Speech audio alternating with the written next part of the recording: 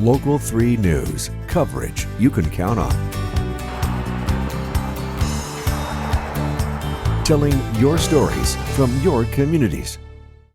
We want so much as we go through this journey over the next couple of days to really educate you on what it looks like to live with an eating disorder, and what we really hope is to find recovery from one. So the best thing we can do to aid that is let you hear from someone herself, and that now comes in the form of Carolyn Kline, who is here with her dad, very proud dad, Will. Thank you both for joining us. I struggle a little bit, Carolyn, because I don't know the right word choice to use here, because I don't know if you say you are in recovery or at the point where you are now, you are recovered. What is the right thing? I'd say recovered. I just hit my 4-year mark since leaving inpatient treatment and getting it back into the world. So I'd say I'm in recovery, or past recovery, I guess. So you and I, this is really our first time to talk. We had a phone conversation the other day, and I was very taken by something, and I want your take on this too, Will, that you said to me, that you were in college. Some signs had been there, I think, already, and we'll set this up. But you were in college, and you called your parents. I did. And you said to them, I think I have an eating disorder. Yep. Do you remember that day? Oh yeah, clearly. Yeah, and yeah, you're taken back, right? You don't really know what to do, and you A, you don't believe it, right? And then B, you know, you just sort of hit the panic button. You're like, okay, what do we do? And then, you know, some instincts kick in, usually maternal on my wife's side. She's like, we got to take care of this. And so yeah, it was a shock. I was proud of her for doing it, but it was a real shock, and there's a lot of denial attached to that. There's a lot of denial attached to it. A lot of denial attached to that. I think that's why I was so surprised when you said to me it was you who called them. Yes, I did call them, and then immediately regretted it because they started, you know, making me do all these things, going to therapy, getting help, and then I had some friends call after and say, you know, you should get up here and check on Carolyn, so they came up and checked on me, and then I think it was about 3 weeks later I left college to get a residential treatment facility. Yeah. So what year of your college experience was that? Freshman year. Your freshman year. Do you think some of it was the stress of being away? For sure. A little bit of the stress of being away. I'd always kind of been, you know, struggling with my body and eating, and I think that was the one thing I thought I could control when I was there. So that's just kind of when it hit a spiral. You have said a lot of words that we're going to hear repeated, I know, throughout this time. One word was control. That's what a lot of this is about. Yeah. The other word, though, is body. And we live in a time where it's almost impossible, it feels like, Carolyn, to not be a person, child or adult, focusing on your body. But you think this was always something for you? I'd say I definitely struggled in high school, maybe a little bit in middle school.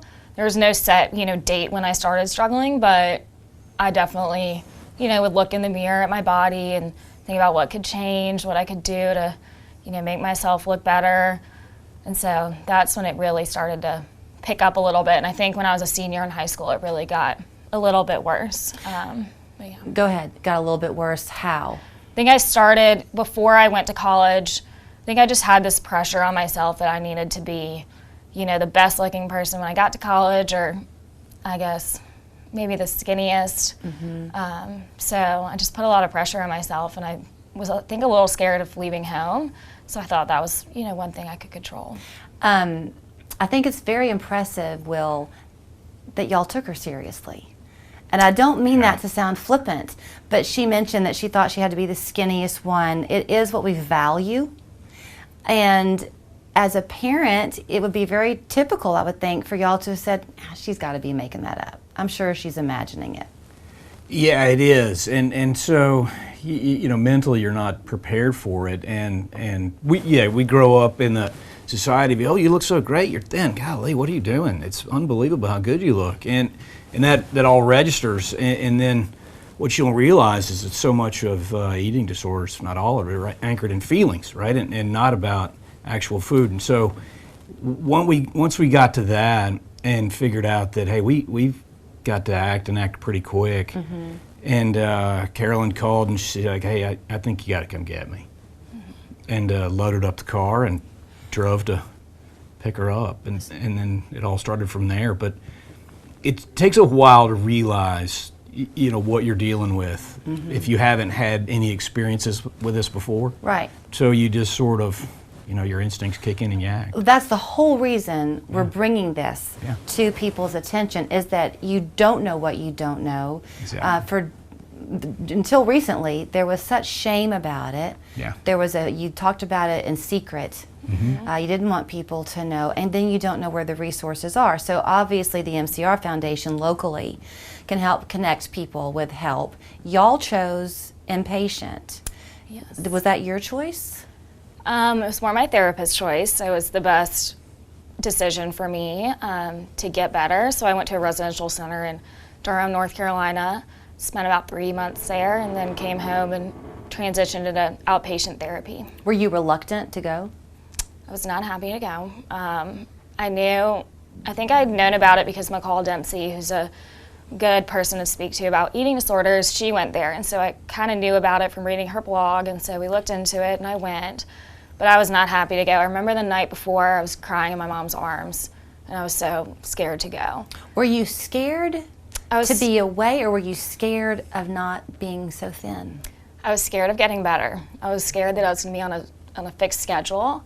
I think I was scared, also to be away, but to be getting help, I was very scared. Do people tell you that you're a strong person? Or do they ever tell you that about her? Absolutely. Yeah. You can see absolutely. Yeah. Yeah, she's very strong. And, I think some of her, realizations after the fact, when she got home and was really in recovery and made some beautiful posts on Instagram and just said, I'm a beautiful person inside and out, and here's what happened, and here's what I went through, and here's my story. Yeah. And I think it probably saved people. I'm wondering, you're 4 years now on recovery. Do you even still, though, have times where you look back and you'll remember things and the power that it could have gone either way for you?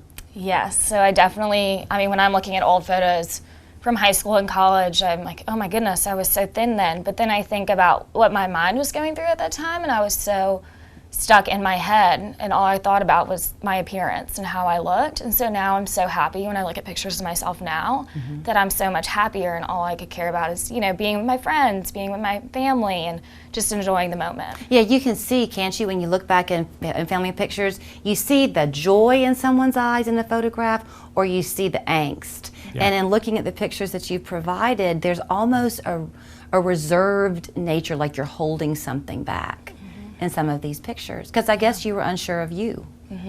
Definitely. Did you have a point that was your lowest that you remember? Right before I left to go to Carolina House, I was at my lowest. I was counting calories, I was taking diuretics, all laxatives, all that kind of stuff, and eating maybe 2 granola bars a day. And then I would have to send my parents pictures of my food, and it was a salad with dressing on it. Because you were making it up. It was lettuce, yep. So that was probably my lowest, and that's when I called them. I said, get me out of here. I need help. I asked you earlier if she was strong, and you very quickly said yes. So to know that she's this strong, but y'all had to step in and save her, that had to have been all the more frightening for you, Will. It was scary. Like I said, the unknown is scary. But there's a real lack of people in the world that know how to ask for help. And it was incredibly brave of her to just say, I need help.